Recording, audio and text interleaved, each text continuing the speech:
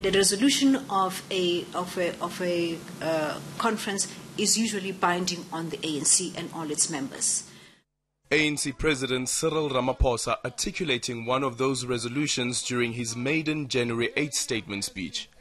The conference decided ukuthi le bank yethu Reserve Bank mayibuyele ezandleni zomphakathi zesizwe zabantu balapha eMzantsi Afrika.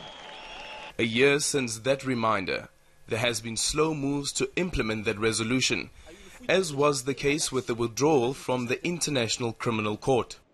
Perhaps there might be merit in staying in there, if only to make sure that our voice is heard in the ICC.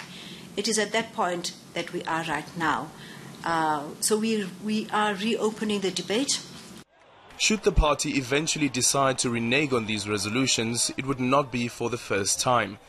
In 2007, the governing party resolved to ban labour brokers, but it was never implemented. In 1994, there was the now discarded land redistribution policy, willing buyer, willing seller. And now there is land expropriation without compensation. But there are dissenting voices on this matter.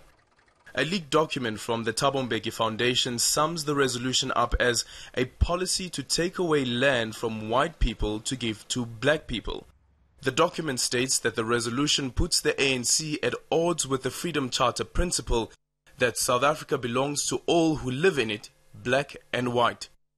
Mbeki's successor also differs with the party, albeit on a different point. European countries don't sell land to private people or companies. It is in the hands of the state. If you want to use it, you lease it. Why in our case it should be different? I have been becoming more convinced that the drafters of the Freedom Charter were more advanced than us, because they talked about nationalization of the land. Considering both arguments, is the Freedom Charter a hallmark of an impossible dream? Could the answer lie in the remarks of former ANC Women's League President Winnie Madikizela-Mandela?